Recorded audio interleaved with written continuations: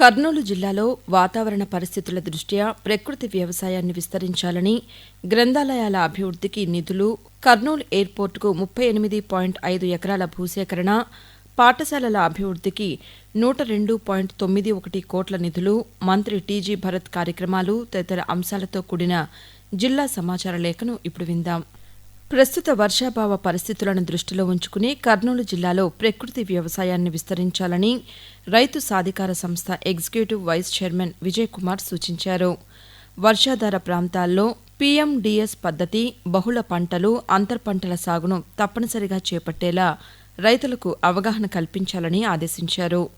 రాష్ట్ర కార్యాలయం నుంచి ఆయన ప్రకృతి వ్యవసాయం విస్తరణపై కలెక్టర్ సిరి, సంబంధిత అధికారులతో వీడియో కాన్ఫరెన్స్ ద్వారా సమీక్షించారు.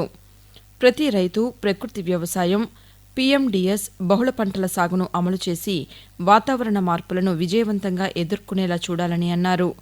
అనంతరం జిల్లా కలెక్టర్ డాక్టర్ సిరి అధికారులతో సమీక్షించారు. జవహర్ నవోదయ విద్యాలయంలో 6వ తరగతిలో ప్రవేశాలకు ప్రకటన విడుదలైంది.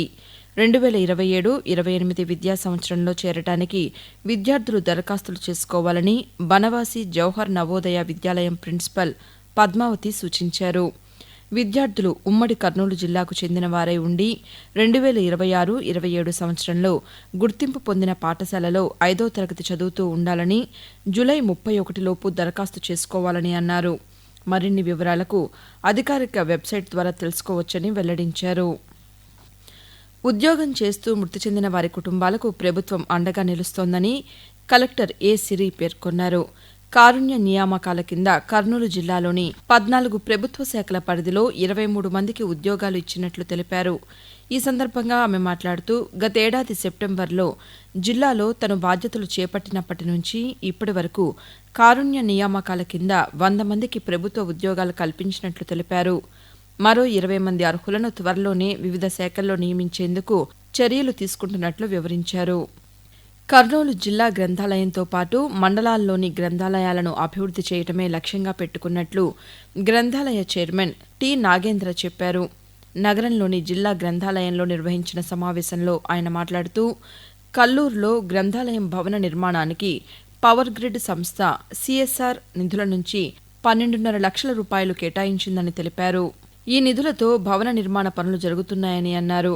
తుగ్గలి, కోడుమూరు, గార్గేయపురంలో కొత్త భవనాల నిర్మాణానికి 1,20 లక్షల రూపాయలతో ప్రతిపాదనలు పంపినట్లు చెప్పారు.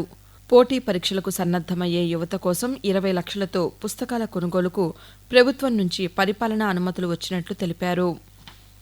న్యాయవాదిని నియమించుకునే ఆర్థిక స్తోమత లేని ఖైదీలు ఉచిత న్యాయ సేవలను సద్వినియోగం చేసుకోవాలని కర్నూలు జిల్లా న్యాయ సేవాధికార సంస్థ కార్యదర్శి లీలా వెంకటశేషాద్రి సూచించారు. కర్నూలు మండల పరిధిలోని జిల్లా కారాగారం, బాలల పరిశీలనా గృహాన్ని ఆయన తనిఖీ చేశారు. జిల్లా కారాగారంలో ప్రిజన్ లీగల్ ఎయిడ్ క్లినిక్, ములాఖత్ ప్రదేశాలను పరిశీలించారు. ఖైదీలతో సమావేశమై వారికి అందుతున్న సౌకర్యాలపై ఆరా తీశారు. చట్టాలు, ఉచిత న్యాయ సేవలపై అవగాహన కల్పించారు. కర్నూలు విమానాశ్రయం విస్తరణకు అవసరమైన 38.5 ఎకరాల భూసేకరణ ప్రక్రియను త్వరగా పూర్తి చేయాలని ఎయిర్పోర్ట్ అధికారులు డీఆర్ఓ వెంకటనారాయణమ్మను కోరారు. కలెక్టర్ కార్యాలయంలో ఎయిర్ఫోల్డ్ ఎన్విరాన్మెంటల్ మేనేజ్మెంట్ కమిటీ సమీక్ష సమావేశం నిర్వహించారు. క్రాష్ గేట్ 10 ద్వారా అగ్నిమాపక వాహనం సులువుగా కదిలేందుకు అదనంగా 3 ఎకరాల భూమి అవసరమని ఎయిర్ఫీల్డ్ అధికారులు విజ్ఞప్తి చేశారు. వేస్ట్ డిస్పోజల్ యార్డ్ నిర్మాణానికి భూమి గుర్తించినప్పటికీ ఇంకా బదిలీ ప్రక్రియ పూర్తి కాలేదని చెప్పారు. విమానాశ్రయంలో ప్రయాణికులకు అత్యవసర వైద్య సేవలు అందించేందుకు ప్రత్యేక అంబులెన్స్ను కేటాయించాలని, ప్రమాదాల నివారణకు జిల్లా అగ్నిమాపక శాఖ సహకారం అందించేలా చర్యలు తీసుకోవాలని వారు కోరారు. మీరింతవరకు కర్నూలు జిల్లా సమాచార లేఖను విన్నారు.